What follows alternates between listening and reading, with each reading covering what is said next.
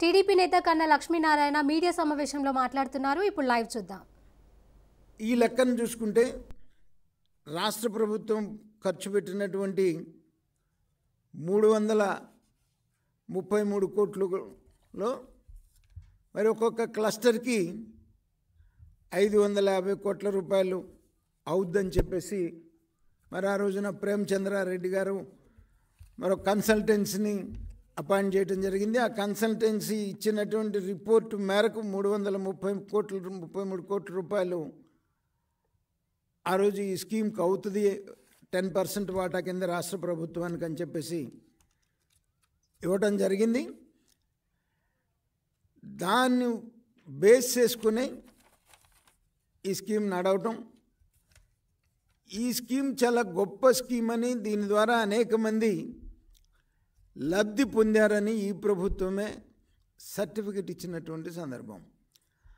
అలాగే ఈ మధ్య ఈ సిమెంట్స్ కేసులో అరెస్ట్ చేసి హైకోర్టుకు పెట్టినటువంటి సందర్భంలో హైకోర్టు కూడా దీనికి దగ్గరగా 42 సెంటర్స్ ఉన్నాయి. 42 సెంటర్స్లో ఉన్నటువంటి ఎక్విప్మెంట్ను అనేక రకాల ఎక్విప్మెంట్ పెట్టడం జరిగింది. ఎక్కడ అవినీతి జరగనటువంటి కేసులో తీసుకొచ్చి మరి ఇటువంటి కేసులో అరెస్ట్ చేశారని చెప్పేసి వాళ్ళందరికీ కూడా బెయిల్ ఇవ్వటం జరిగింది. వాస్తవాలు ఇలా ఉంటే ఏ రకంగా అయినా చంద్రబాబు నాయుడు గారిని అరెస్ట్ చేయాలి, తాను ఏ రకంగా అయితే అవినీతి కేసులో 16 నెలలు జైలు చేసి బెయిల్ మీద ఉన్నటువంటి ముద్దాయిగా తనకు ఉన్నాడో, అలాగే ఈ రాష్ట్రంలో ఉన్నటువంటి ప్రతిపక్ష నాయకులను అందరినీ కూడా ఎలక్షన్ నాటికి బెయిల్ మీద ఉన్నటువంటి ముద్దాయిలు చేయాలనేటువంటిది తన కోరిక, తన ఆకాంక్ష.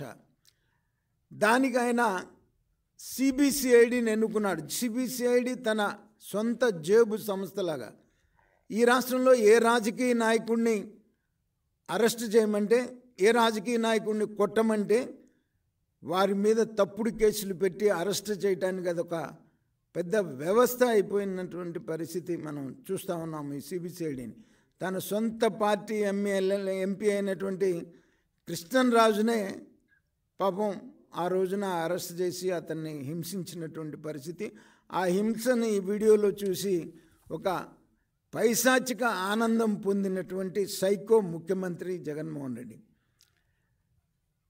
దొంగే దొంగ దొంగ అన్నట్టు సామెతగా ఈ రోజున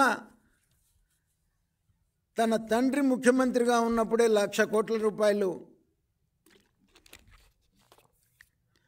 అవినీతి చేసినటువంటి వ్యక్తి 16 మాసాలు జైల్లో ఉండి ముఖ్యమంత్రి అవడానికి ప్రజల్ని ఎట్లా నమ్మించాలి అని చెప్పేసి ప్రజల్ని నమ్మించి అధికారంలోకి వచ్చిన మరుక్షణం నుంచి కూడా